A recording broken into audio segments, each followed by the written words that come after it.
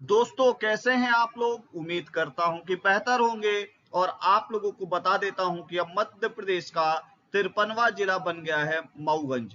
53वां जिला कौन बना? मऊगंज। और कब बना ये आप लोगों को पता होना चाहिए जब मैं यह लेक्चर रिकॉर्ड कर रहा हूं, अर्थात 4 मार्च 2023 को इसकी घोषणा हो गई। अब बाकायदा इसका नोटिफिकेशन जारी होगा और उसके फॉर्मेशन की एक पर्टिकुलर डेट डिक्लेयर कर दी जाएगी। क्लियर? अब इससे क्या क्या चेंजेस हुए हैं ये आपको पता होना चाहिए। जो सबसे ज्यादा इंपॉर्टेंट है कि मध्य प्रदेश का 53वां जिला अगर मऊगंज बन जाता है तो क्या क्या चेंजेस आएंगे, ये सबसे ज्यादा इंपॉर्टेंट है, ध्यान दीजिएगा। मऊगंज के जिला बनते ही उत्तर प्रदेश से मध्य प्रदेश की सीमा को लगने वाले मध्य प्रदेश के कितने जिले हो जाएंगे? अब तो ध्यान रखिएगा, उत्तर प्रदेश की सीमा को टच करने वाले अब मध्य प्रदेश के 14 जिले हो गए।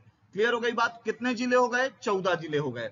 आपको सबसे इंपॉर्टेंट बात ध्यान दीजिएगा, यह मऊगंज किससे अलग होकर बना? तो ध्यान दीजिएगा, महान जगह रीवा से अलग होकर एक और महान जगह बनी है मऊगंज। अब मऊगंज ज्यादा महान जगह हो गई है, यह आपको पता होना चाहिए। अर्थात किस जिले से अलग हुआ मऊगंज? ध्यान रखिएगा, रीवा से अलग हुआ।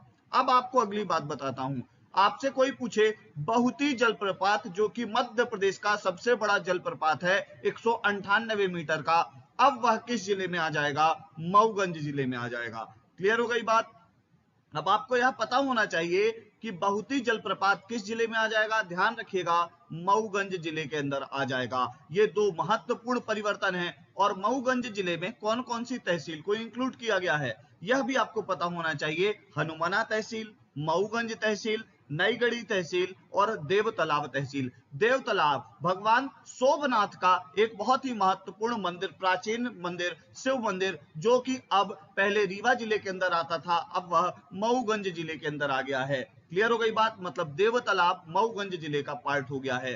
कितनी विधानसभाएं गई हैं मऊगंज में? तहसील के अलावा अगर हम विधानसभा की बात करें तो मऊगंज विधानसभा और देवतालाब विधानसभा, दो महत्वपूर्ण विधानसभा को मिलाकर मऊगंज को जिले के रूप में बनाया गया है। क्लियर हो गई बात? ये कुछ महत्वपूर्ण परिवर्तन हैं जिनके बारे में आपको पता होना चाहिए। अब मऊगंज किससे किससे सीमा साझा करेगा? तो रीवा जिले से तो करेगा ही, साथ में सीधी जिले से भी मऊगंज की सीमा लगेगी। ये बात आपको पता होनी चाहिए। एक इसका बहुत ही प्यारा मैप मैंने यहाँ पे लगाने की कोशिश की है, पर अगर आप लोगों को इससे स्पष्ट नहीं दिख रहा होगा तो मैं रीवा से अलग मऊगंज का एक मैप आपको नेक्स्ट वीडियो के अंदर किसी भी दे दूंगा। तो मऊगंज जिला बन गया है और उसमें जो महत्वपूर्ण परिवर्तन है वो मैंने बता दिया है। फर्दर अपडेट के लिए जुड़े रहें इरा इंस्टीट्यूट के साथ। लाइक करें, सब्सक्राइब करें, शेयर करें। Thank you very much.